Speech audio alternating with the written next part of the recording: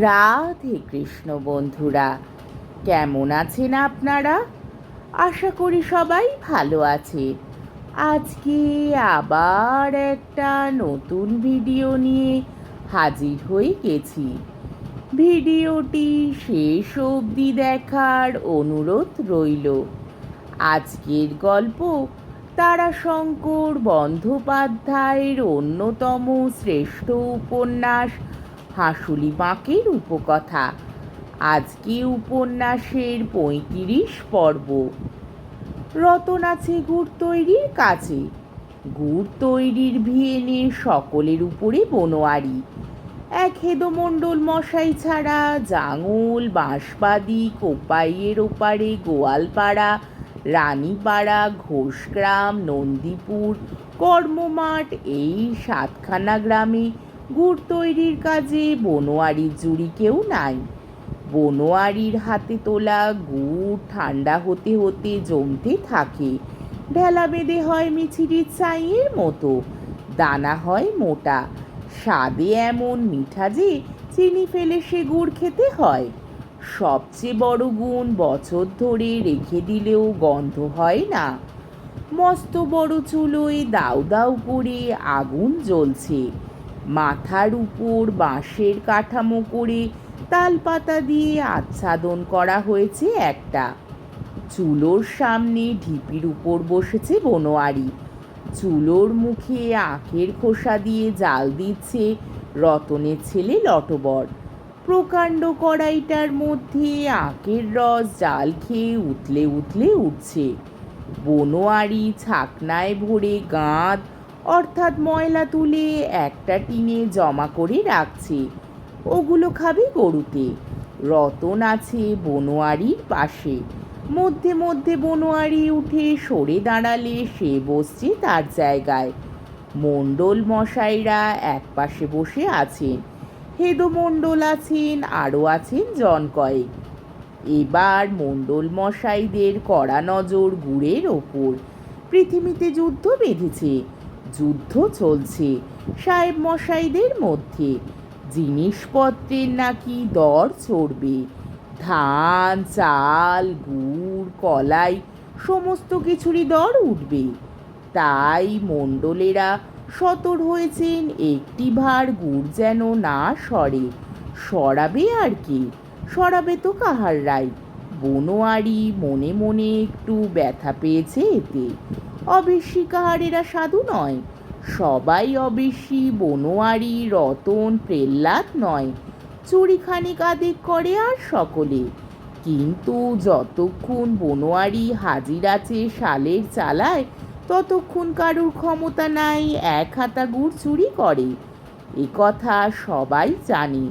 তবু বনোয়ারি থাকতে এমন নজর রাখার মানে তো বনোয়ারিকে অবিশ্বাস করা। তা করুন, বনোয়ারি আপন মনে গুড় তৈরির কাজ করে যায়। সেভাবে যুদ্ধের কথা। এ দুনিয়া আজব কারখানা।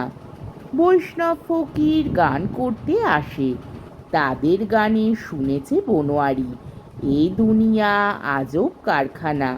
ফকিররাও কাহার পাড়াতে আসে, তারা বললে আল্লাহ তালার আজব কারখানা। তাই বটে। বনোয়ারি মনে মনে স্বীকার করে সে কথা। বাউল আসে, বৈষ্ণব আসে, সন্ন্যাসী আসে, সবাই ওই একই কথাই শুনিয়ে যায়। কাহারেরা শোনে, ভাবে।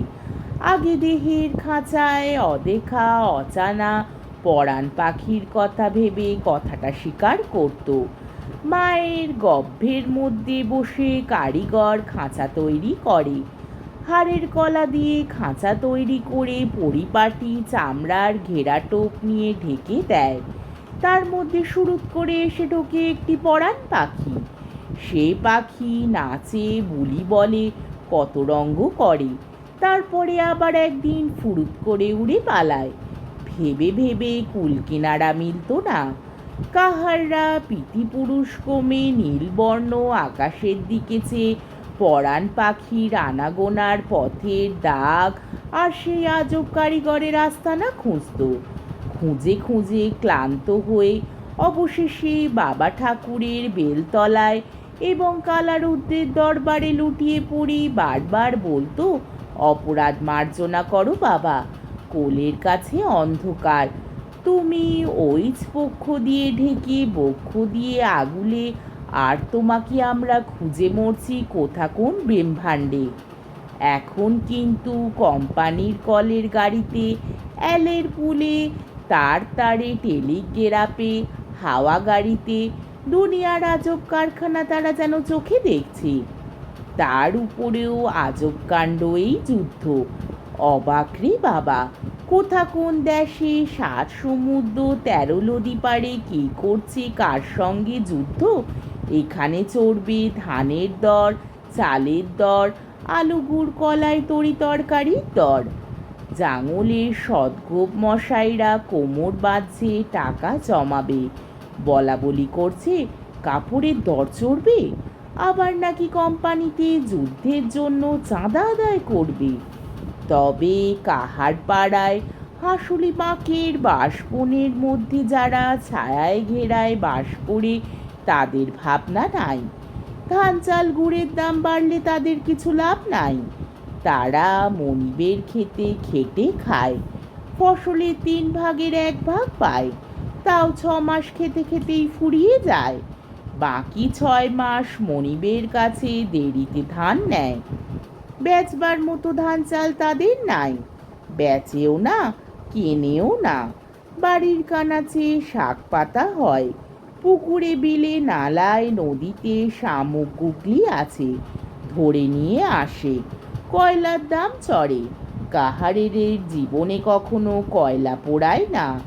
নদীর ধারে ঝোপ জঙ্গল থেকে কাঠকুটো কুড়িয়ে আনে, গরুর গোবর ঘেটে ঘুটে দেয়, তার 2-4খানা নিজেরা পোড়ায়, বাকি বিক্রি করে চন্দনপুরে জাঙলে।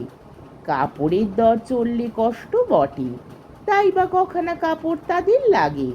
পুরুষদের তো চাষের সময় 6 মাস অর্ধেক দিন গামছা পরেই কাটে, বাকি অর্ধেক দিন 6 হাত মোটা কাপড় পরে। বছরে 4খানাতে ছচল বছল অর্থাৎ সচ্ছল 3খানা হলেও চলে যায়। মেয়েরা একটু কোন সাজতে গুজতে ভালোবাসে। কোপাই নদীর আলবোর্ড ডেমি তাদের চিরকাল আছে, তাদের 2-1খানা মিহি ফুলপার শাড়ি চাই, 2খানা হলেই হবে। বাইরে যাবার সময় পরে, ঘরে মোটা খাটো কাপড়েই চলে, তার জন্যেও খুব বেশি ভাবতে হয় না।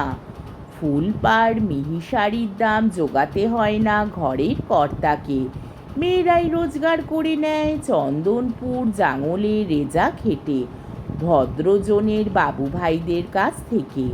আর একটা যুদ্ধ দেখেছে বনোয়ারি, 1320-21 সাল থেকে আরম্ভ হয়েছিল, কয়েক বছরই ছিল। বেশ মনে আছে বনোয়ারি। 6 টাকা জোড়া কাপড় হয়েছিল, ধানের দর হয়েছিল 4 টাকা। ওই তখনই চন্দনপুরের মুখুজ্জে বাবুরা কয়লার কারবারে ফেপে রাজা হয়ে উঠল। বনোয়ারির মণি মাইতো ঘোষ পাট কয়লা বেচে কম টাকা করে নাই, অনেক টাকা।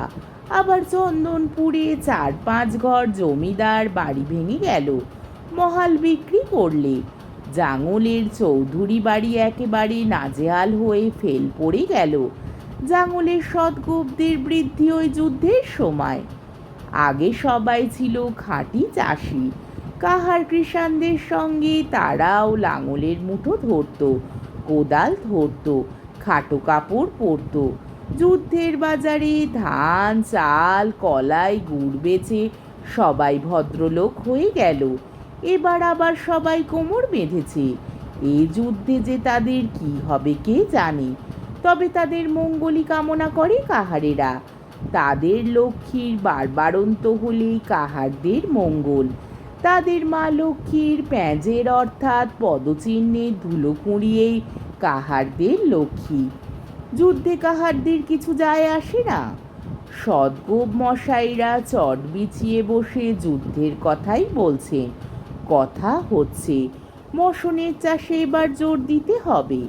চন্দনপুরের বাবুদের গ্যাজেটে অর্থাৎ খবরের কাগজে নাকি বেরিয়েছে মশনের তেলের দরকার হবে যুদ্ধের, ওর দরটা খুব বেশি চড়বে।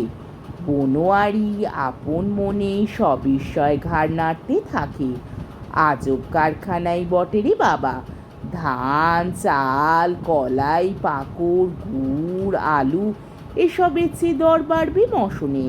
প্যাটের খাদ্যে নয়, গায়ে মাখবার তেল নয়, পরবার কাপড়ের তুলো নয়, মশনের পোলটিস দিতে হয় এই জানে বনোয়ারি, তার তেল লাগবে কিসে? ঝমঝম ঘুম ঘুম ঝমঝম ঘুম ঘুম 10টার ট্রেন চলেছে কোপাইয়ের পুল পার হয়ে। মণ্ডল মশাইরা এইবার গা তুলবেন, বাড়ি যাবেন খেতে। খেয়ে দিয়ে আসবেন হেদো মণ্ডল, আর যার গুড় হচ্ছে তিনি, আরও একজন। হেদো মণ্ডল পড়বেন চিত হয়ে, নাক ডাকবে কামারের হাঁপড়ের মতো, মুখ হা হয়ে যাবে, মুখ দিয়ে ফরর ফরর শব্দ হবে। এই মণ্ডলেরা যখন থাকবেন না তখন তাদের আরামের সময়, প্রাণ খুলে তারা 2-10টা রসবিলাসের গাল গল্প করবে। আজকের পর্বটি এইখানেই শেষ হলো। আমার ভিডিওটি যদি আপনাদের ভালো লেগে থাকে তাহলে আমাকে কমেন্টের মাধ্যমে আপনাদের মূল্যবান মতামত অবশ্যই জানাবেন এবং আমার ভিডিওটিকে লাইক ও শেয়ার করার ও আমার চ্যানেলটিকে সাবস্ক্রাইব করারও অনুরোধ রইল।